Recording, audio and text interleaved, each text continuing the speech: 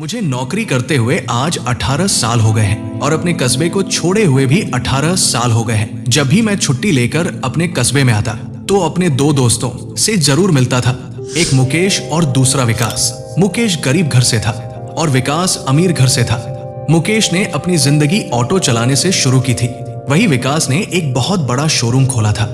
इन 18 सालों में जब भी मैं घर गया देखा, मुकेश ऑटो से दुकान, फिर दुकान से ट्रैक्टर्स का डीलर बन गया, फिर उसने स्कूल और कॉलेज बना दिए।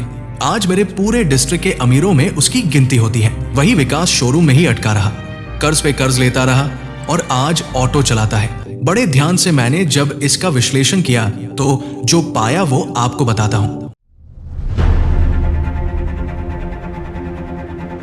नमस्ते दोस्तों, क्या आपने कभी सोचा है कि कुछ लोग हारने के बाद पूरी तरह टूट जाते हैं, जबकि कुछ लोग उसी हार को अपनी सीढ़ी बनाकर सफलता के शिखर पर पहुंच जाते हैं। फर्क उनकी किस्मत में नहीं, फर्क उनके नजरिए में होता है। आज हम एक ऐसे विषय पर बात करेंगे जिससे हम सब डरते हैं, असफलता, फेलियर। लेकिन आज हम अपनी हार पर रोएंगे नहीं, बल्कि उसका पोस्टमार्टम करेंगे।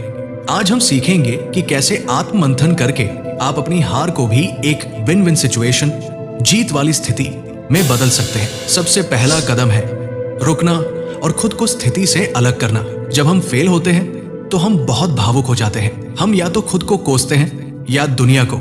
लेकिन विश्लेषण करने के लिए आपको भावुक नहीं, बल्कि एक जासूस बनना होगा। खुद को उस स्थिति से अलग कीजिए। कल्पना करें कि वो असफलता आपकी नहीं, किसी और की है और आपको सलाह देनी है। इससे आपका दिमाग शांत होगा और आप सच देख पाएंगे। अब वक्त है खुद से कड़वे सवाल पूछने का। इसे ही हम आत्ममंथन कहते हैं। एक डायरी और पेन उठाइए और ये 3 सवाल लिखिए। क्या गलत हुआ? उदाहरण, क्या मैंने मेहनत कम की? क्या मेरी योजना गलत थी? या मुझे सही जानकारी नहीं थी? ऐसा क्यों हुआ? यहाँ बहाने नहीं, वजह ढूंढे। क्या ये आलस था, कौशल, स्किल की कमी थी या जल्दबाजी थी? मेरे नियंत्रण में क्या था? जो चीज आपके हाथ में थी और आपने नहीं की, वही आपकी सबसे बड़ी सीख है। याद रखिए, असफलता केवल एक डेटा है। ये सिर्फ एक प्रतिक्रिया, फीडबैक है जो बताती है कि आपका वर्तमान तरीका काम नहीं कर रहा है।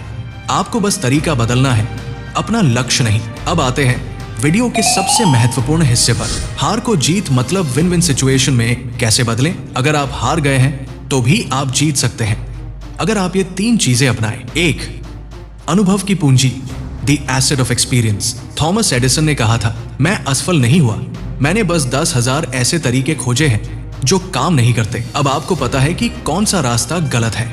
ये जानकारी नए लोगों के पास नहीं है, ये अनुभव ही आपकी सबसे बड़ी ताकत है।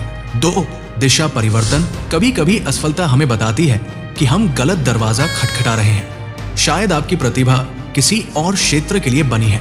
असफलता को रुकने का संकेत मत मानिए, इसे दिशा बदलने का संकेत मानिए। 3, मानसिक मजबूती, रेजिलियंस। हर बार गिरकर उठने से आपका चरित्र और व्यक्तित्व मजबूत होता है। जो इंसान हार से डरना बंद कर देता है, उसे दुनिया की कोई ताकत रोक नहीं सकती।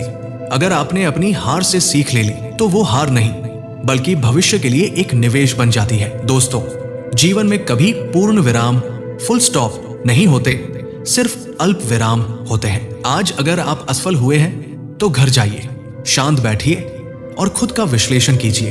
अपनी कमियों को स्वीकार कीजिए और अगले दिन दोगुनी ताकत के साथ वापस आइए, क्योंकि हारा वही है जो लड़ा नहीं, और जो गिर कर उठा वही असली बाजीगर है। अगर इस वीडियो ने आपको थोड़ी भी हिम्मत दी हो तो इसे लाइक करें और उन दोस्तों के साथ शेयर करें जो मुश्किल वक्त से गुजर रहे हैं। अपने व्यक्तित्व को निखारने और जीवन में आगे बढ़ने के लिए इस चैनल को सब्सक्राइब करना न भूलें और कमेंट में अपनी राय भी दें। मैं मिलूंगा आपसे अगले वीडियो में।